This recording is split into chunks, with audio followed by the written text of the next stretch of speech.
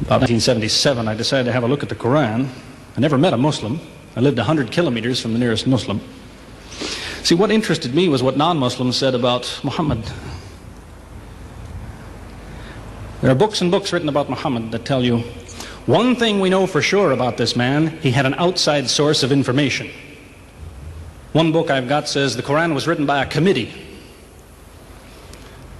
because they've established so well that there's information in there that an Arabian shouldn't have known. He must have had someone from the outside bringing him this information.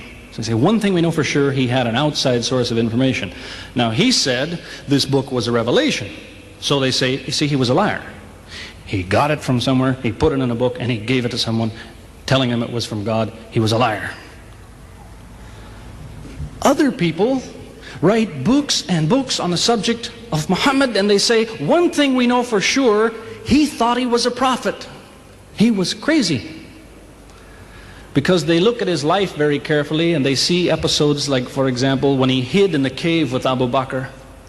He was running from the whole city who wanted to kill him, and he hid in the cave, and when the Meccans came running up to the cave to kill them, what did he say to his friend?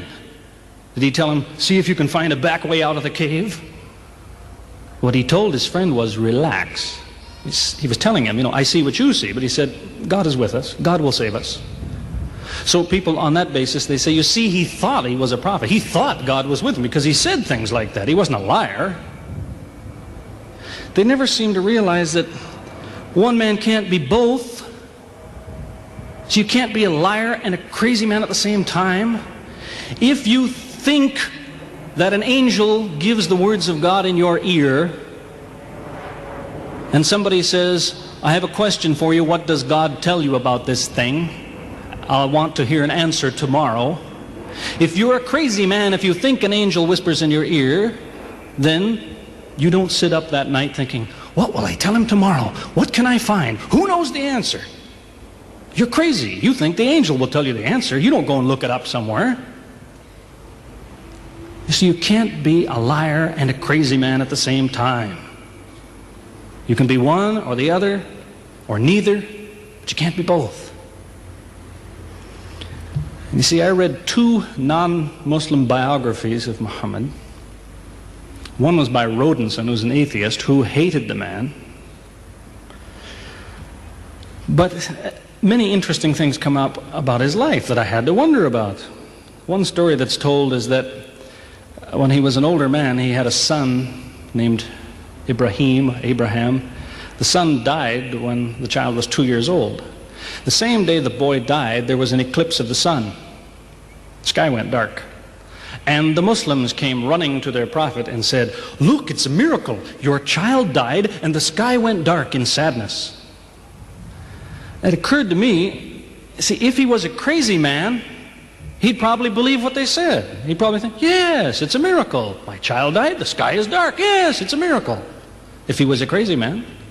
If he was a liar, he would have taken advantage of it. He would have said, yes, right, my child died, the sky is dark, you tell everyone, it proves I'm a prophet. It's a miracle. But what did he do? He became angry with the Muslims. He told them that was nonsense. He was angry with them. How dare you say that? He said the sun and the moon are signs of God, and they don't worry themselves about the birth of a man or the death of a son of Muhammad. Doesn't look very crazy, doesn't look much like a liar. Now you have a third alternative, of course, which people tell you all the time. They say, no, he was not a liar. He was not a crazy man. He was deceived by the devil. Deceived by the devil. It's an interesting idea, but whatever you say, you better be ready to back it up. There's a lot of difficulties with that idea. For example, there is a verse in the Quran which tells the reader about a good habit to develop. It tells him, before you read this book, always say, A'udhu billahi minash shaitani rajim, which means, I take refuge in God from Satan the rejected. Is this Satan who wrote this? Who said, before you read my book, ask God to save you from me? Is that Satan who wrote that? As Jesus said, if Satan is divided against himself, then his kingdom will fall. He's fighting against his own interests. So let me finish with a story that illustrates a point. As I said, there's many theories and many explanations around, many explanations. But an explanation, something somebody tells you, is just so much air coming out of his mouth unless he has proof and unless he offers you something that you can use to falsify it. You see, there's many theories of how do the planets go around the sun and how do the stars burn and all the rest of it. Many theories. Most of them are just so much wind. Scientists pay no attention to them because they don't contain something that could be checked to prove it false. You see, Einstein was considered an intelligent man because when he offered his theory in 1905 and again in 1915, he didn't just offer a theory, he said, here's 3 ways to prove I'm wrong. Now it's worth listening to. He's told me, here's 3 different things you can do. If you can do this, I'm wrong. Here you are. Is there anything like that in Christianity? Has the Christian ever said, you want to prove I'm wrong? All you have to do is this. Has he ever done that?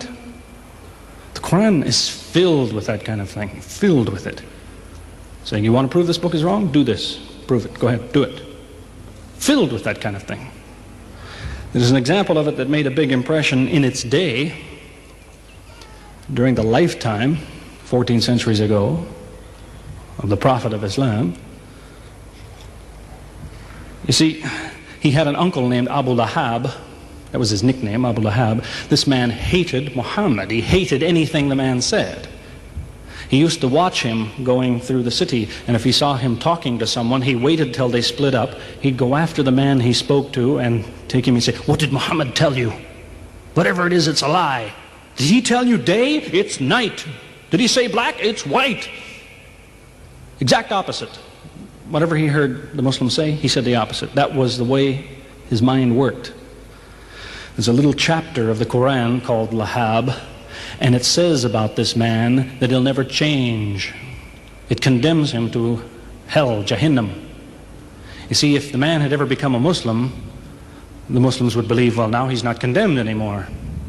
You see, for 10 years before Abu Lahab died, that was a part of the Quran. And the Muslims could come to Abu Lahab and say, do you know, it's been revealed to us in our book that you will never be a Muslim. God says you will never be a Muslim. For 10 years they told him that.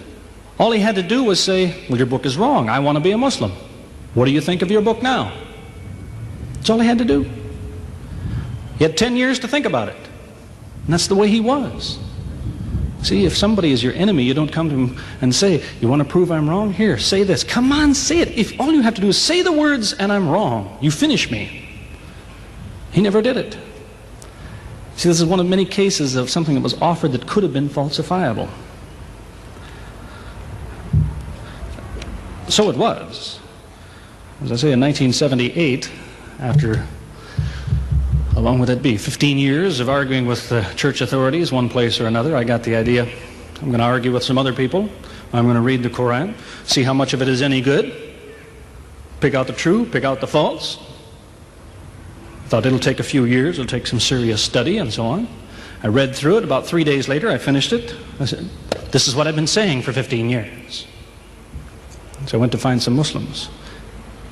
I don't want somebody to feel you've been tricked into something. I haven't said anything about Christianity that isn't true. I haven't said anything about Islam that isn't true unless it was a slip of the tongue or something. I'm simply trying to remind an individual, don't close your mind before it's too late.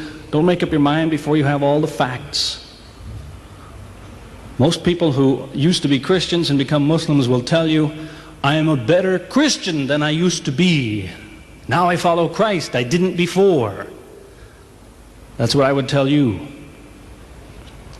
The Bible says Jesus told his disciples, when you greet one another, let your greeting be, peace be with you. He set the example. Peace be with you. Who says that today? Christians? Once in a great while, maybe. Muslims, whether they speak Arabic or not, they say, Salaam alaikum. Peace be with you. Jesus, when he prayed in the Garden of Gethsemane, put his forehead on the ground. Who prays like that? Christians or Muslims?